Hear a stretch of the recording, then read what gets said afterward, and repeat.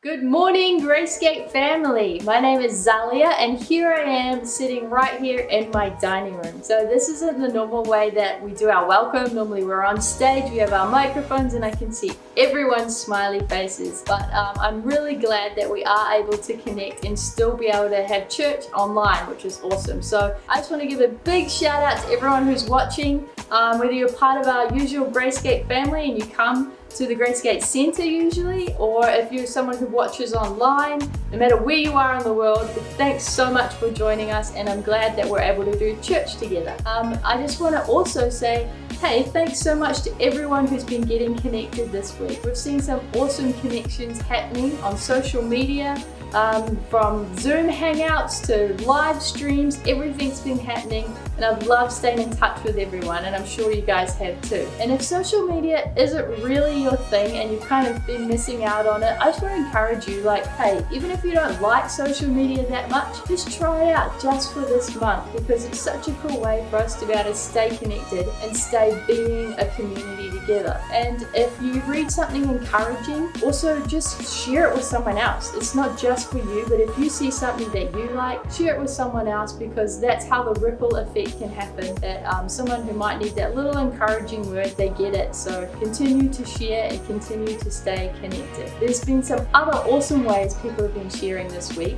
I've read about a few articles. It's happening right here in Auckland, but it's also happening on the other side of the world. So we're all in this thing together, and that is this little guy. So this is my niece and nephew's teddy that lives here, but people have been finding their teddies, dusting them off and putting them in the windows of their homes, so that when families go for a walk with their kids, they're able to go on a bear hunt and spot these little guys. So it's just sharing a little bit of joy in our community, which I think is awesome. So I think all of us as Gracegate family should also do the same thing. So make it your little goal this afternoon to go and get a teddy, a soft toy of some kind, and put them in a cool little place that a kid can spot when they're out and about, and keep sharing the love, keep being kind to each other. And we are about to kick off our very first church on the couch. So thanks so much for joining us this morning. Go grab your popcorn, get your slippers out, whatever it is you need. Get comfy, because we're going to be doing church online.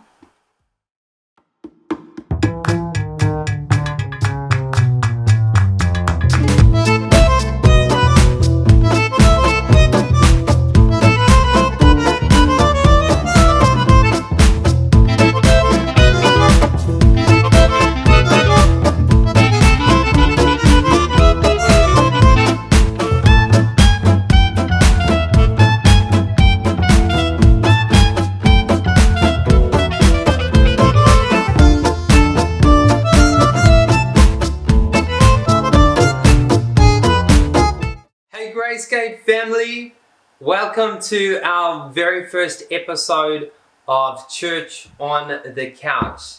I hope you are on a really comfy couch, and I hope this past couple of days being on lockdown has actually been really good for you.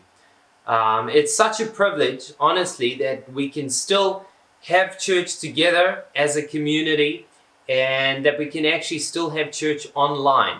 And I don't know about you guys, but already I'm really missing our community. I'm really missing the opportunities that we usually take for granted on a Saturday, when we can actually be in each other's presence and actually give each other a hug. But how awesome is it that by staying at home now, we're actually making a difference and we're actually saving lives.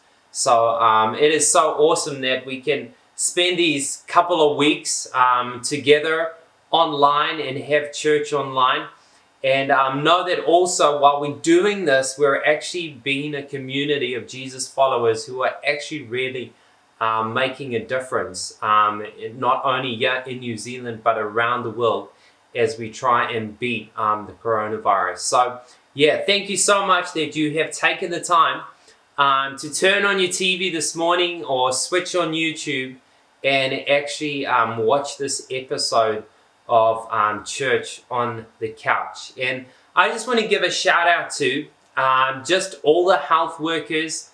I know we've got a few health workers in our community, And you guys who aren't on lockdown, the guys who are actually essential services and you're going out every day and still working, and those who work in hospitals, we just really value you guys, and we're so grateful for what you guys are doing. Just this past week, I read a letter that Kane Williamson from the Black Caps had actually written to the health workers, just affirming you guys and just thanking you for your service. So thanks so much, and also thank you that you took out the time today to connect with us. And more than that, also, if you work at the supermarkets, if you are one of the biggest champions in New Zealand currently, we just want to thank you guys for serving us, especially in the past couple of weeks when I guess the whole of New Zealand has gone crazy in the context of shopping and panic buying. Thank you for just being kind and serving us and restocking the shelves, and we really value you guys. More than that, I just want to say a big shout out as well to just the Gracegate team. Over the past couple of weeks, we've been trying to do things differently and see how we can continue to be a church. But most importantly, how we can just navigate connecting with each other online and using whatever platform we can to make sure we continue to connect with each other, to pray with each other, and just to be, I guess, making a difference in each other's lives. And I want to thank the team so much. If you've been on social media this week, you've seen some really awesome things. We've been doing some morning spiritual thoughts on Instagram. There's been some workout sessions. There's been just some good catch-ups and coffee catch-ups.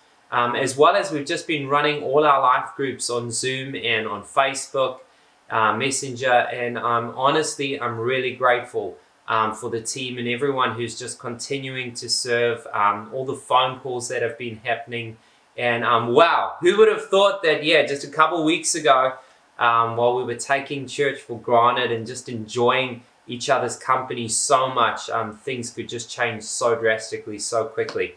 But we consider it a privilege that we still get to do church. So I hope you are enjoying your time at home. I hope that you are being kind to each other, and especially if you are, a spouse or a sibling or a parent, that over the next couple of weeks that you will just continue to please be kind to each other. And especially if you guys are playing board games, and you know exactly who I'm speaking to today. It's all our competitive grace gators out there. Please be kind to each other during this season. But today I want to kick off by sharing a bit of a story, and this happened just a couple of months ago, and we were playing a board game, or I guess this isn't really a board game, but it's a game. And for those who don't know, this game is called Jenga. It's quite an old game. And Zalia and myself were playing this game with another friend of ours that we had recently just met. And it was going pretty well. We hadn't played this game for quite a while. And for those of you who don't know how the game works, you pretty much pull out one of these blocks. And you try and do that without making the whole tower fall. So each person gets sort of a turn. And you get different players. You get, those who are risk takers, and they'll like just go straight for the bottom. That one's pretty easy to take out. But you get some who are really like just, they just go and try and pull the block out without even feeling it or anything like that. And then you get those who are more, safe players who make sure they feel every single piece to make sure, this one's loose, and then they'll take them out. But anyway, Zaz and I are playing this game with our friend, and we're having a good time pulling out all these blocks until another girl comes along, and she's sitting by our table watching us play. And while we are, completely focused on this game, and pulling out the blocks, she says to us, you guys are doing it all wrong.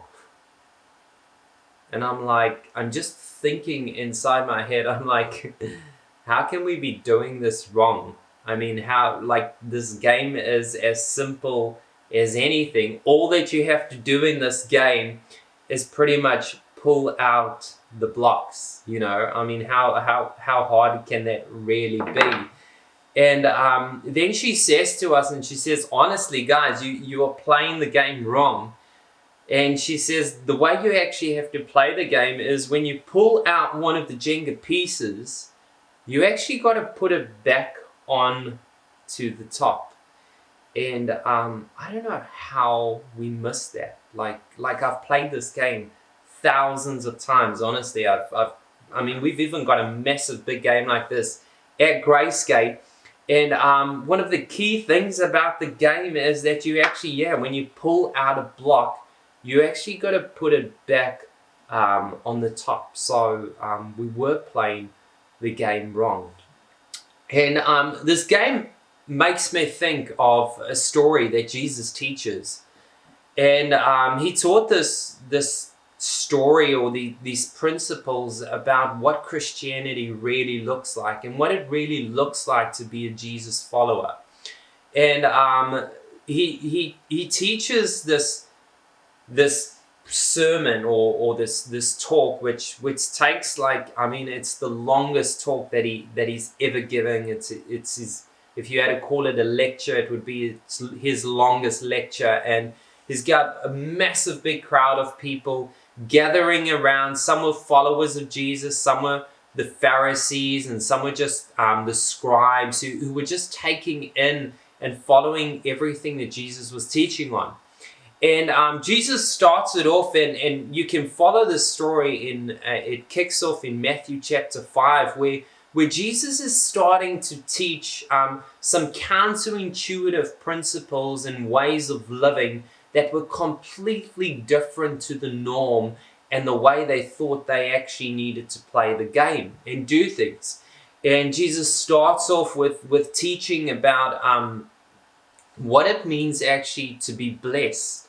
And he says the way to be blessed is actually completely different to the way that we thought. And he goes through all these different principles of what it means to be blessed. And then he speaks about, being a Jesus follower is all about really being the salt and the light to this earth. And I touched a bit on that last week. And on that, he continues his talk, and he's covering all different topics. He's speaking about murder and how often we thought that murder was just through an action that we'd actually do. But he says you can commit murder through your heart. And he speaks about adultery, and he says you can commit adultery just with your eyes. And he then explains that he actually didn't come to the earth to destroy the law, but he actually came to fulfill the law. And he keeps over and over and over again saying hey guys, I think you may have got it wrong. I know you've been doing this a long time, and I know you've been doing this whole faith thing for a long time, but I think you may have got it wrong. He'd go on to teach about what it really means to love your enemies. And he'd speak about what it actually looks like to pray, how to pray, and when we pray, how we should pray, and what fasting is actually all about. And he sort of summarizes it where he comes to this pivotal point where he speaks about not worrying. And I love how he speaks about not worrying. He says that, hey, I just want you to know that you may have got it all wrong. And I want you to know that you don't have to worry about tomorrow. He says that tomorrow worry about itself, and don't worry about what you're going to eat or what you're going to wear, but instead just seek first God. He says if you seek first God, if you seek his kingdom first, everything else will pretty much just fall into place. He would go on this teaching, and he'd speak about not judging. And I love that part where he'd speak about Like maybe you guys have got it wrong. Maybe if you think you're a Jesus follower, or you think you've nailed the whole game, the whole faith thing, maybe there's some elements that you're forgetting and that you've got wrong. And I love the crux and the climax of Jesus' teaching throughout this day, because he ends it off with this story about this wise man and this foolish man. And that's what I want to share with you guys today, is the story about this wise and foolish builder. And I'm going to read it to you today, and if you want, you can turn on your Bible app. It's found in Matthew chapter 7, verse 24. This is what Jesus says as he comes to the crux, as he does the conclusion of his whole teaching. He shares about this wise builder and this foolish builder, and whether this is a true story or if he just uses this as a metaphor and as an illustration to I guess drive home his main point. And this is what he shares from verse 24. He says, "Therefore, everyone who hears these words of mine and puts them into practice is like a wise man who built his house on the rock." And I love this. Like Jesus says, yeah, hey, everyone who hears these words, like I've been teaching the whole day, all right, and you've been hearing so many different things, and any one of you who hears these things and actually puts them into action, like you actually place them on this firm foundation, all right, you actually play the game how it's supposed to actually happen, and you hear these things and you put them into practice, he says, is like a wise man who built his house on a rock.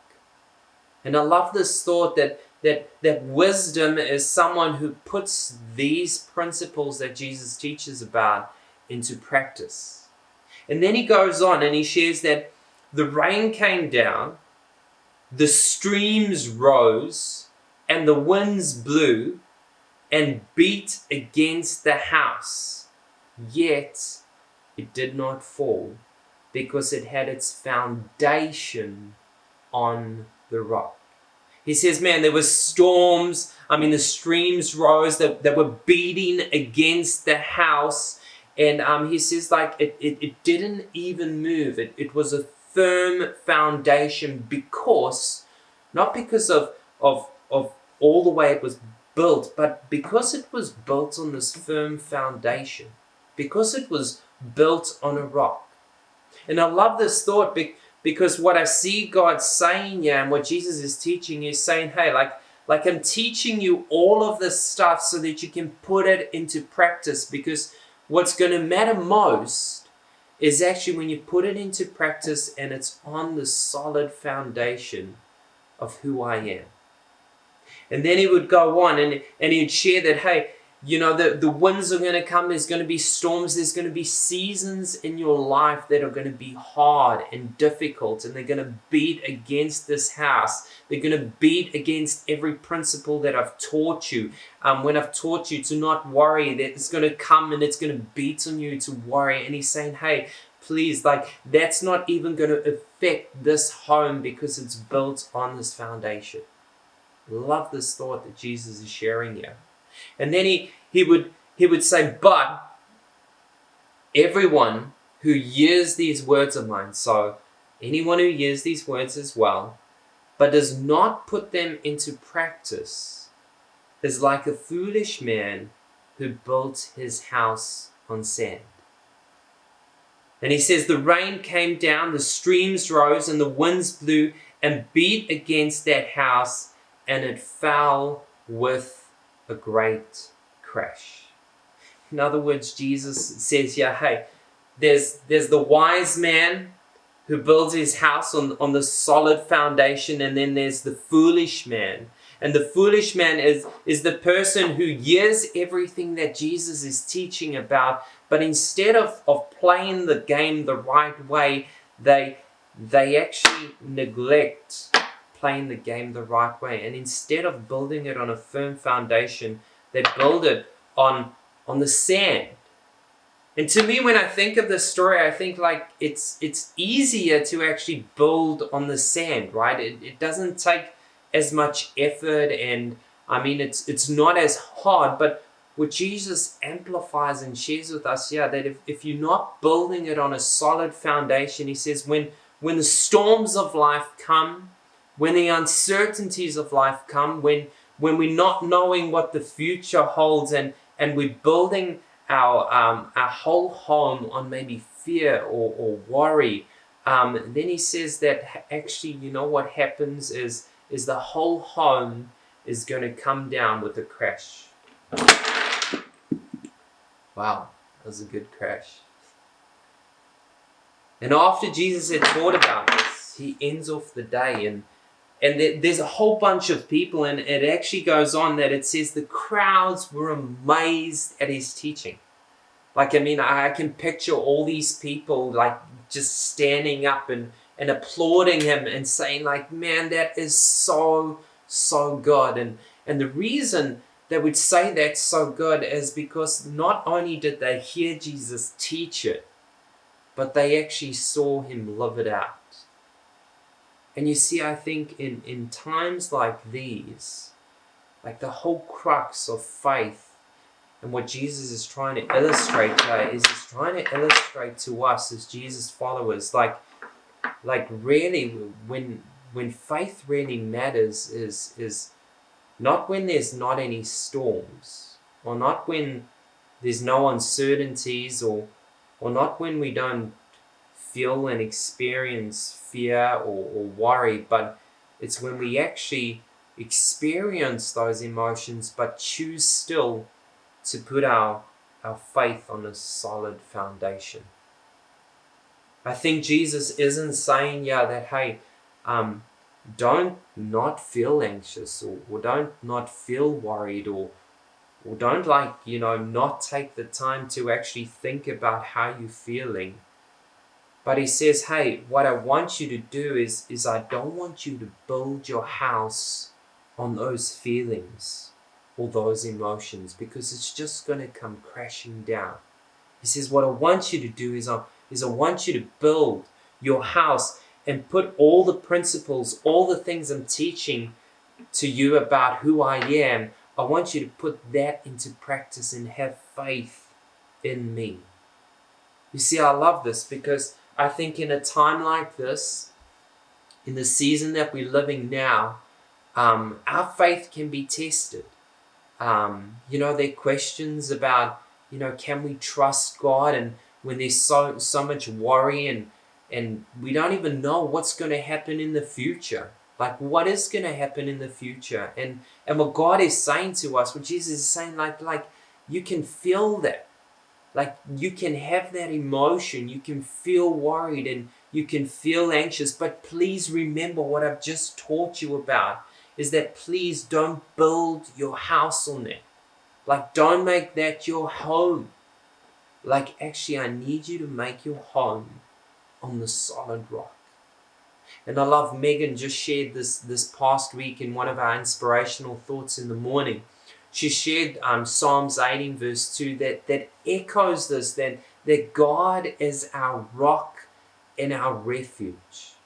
God is our rock and our refuge. In other words, like sometimes it will be hard to build on the rock because it takes grit, it takes courage, it takes surrender.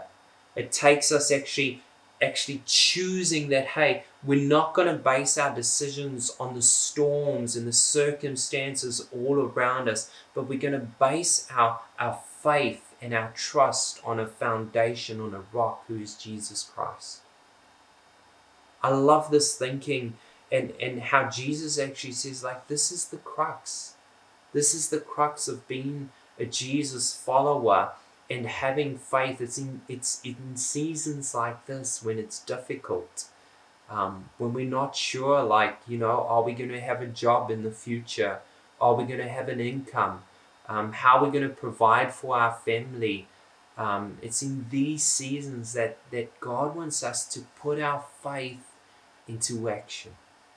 He says it's in these seasons that we need to actually put worry aside, and just as much time as we spend worrying, we actually need to be spending time in connecting with Him and saying, hey God, I'm choosing you, I'm trusting you, I'm relying on you. It's in the times where we now, like, maybe fear is crippling us, and it's making us even more anxious and more worried, where it's in these seasons that we need to choose, hey, I'm going to place my trust and my faith on this firm foundation, who is Jesus Christ. To end it off, I love this thought, and I'm not exactly sure who shared this, but it was this thought that fear came knocking at the door. Like, fear comes to the door of our home and sort of knocks on that door. And I love that faith answered the door. Faith comes to the door and sort of answers the door. And I love that as faith answers the door, there's no one at the door anymore. You see, that's what faith does. You see, faith in a firm foundation like Jesus Christ just chases all fear, drives all fear away, because that is exactly who Jesus is. Hey, this morning we're going to continue this discussion, and as we continue this discussion, I want you to actually just take some time out, and if you with some people, you're going to share some discussion questions. If you're alone, I'm going to encourage you maybe to phone someone or Zoom in on someone, or even if you're just alone, maybe just take some time and reflect on these questions that are going to be up on our website as well. And mainly, I want to ask you to ask yourself, especially as you got 4 weeks in lockdown in your home, I want you to be asking yourself this question, like, hey, where am I building my faith home? Like, on what am I building my faith home? Is it on my circumstances? Is it on my fears? Is it on the storms of life? Is it on so many uncertain things? Or am I building my faith home on this rock who is Jesus? And if I am, like, how does that look? What are those things that I can do in these next couple of weeks as I'm spending time in my home to actually help me sort of lay those foundations, and that I can continue to build my faith, so that no matter what storms come, no matter what difficult seasons come, I'm going to play the game the right way and know that, hey, God is my rock and my refuge. As we end, I want you to know that I'm praying for you, that God will continue to build your faith and your relationship with Him in such a pivotal way that everything we're hearing about Jesus, we're applying, and we see that this is going to help us to become such inspirational and such, influential Jesus followers. So I'm praying that God will give you exactly what you need. I pray that God will just pour His grace and His kindness and His truth and His love into your life, that you can continue to discover some of the great principles and the truth that He's teaching us, so that we can just rely on His strength and Him as our rock, especially in seasons like this. Thanks so much for joining us, and let's continue the discussions and just the conversations around these thoughts and how this can look, so that we can build our spiritual hope. Thanks so much for joining us today.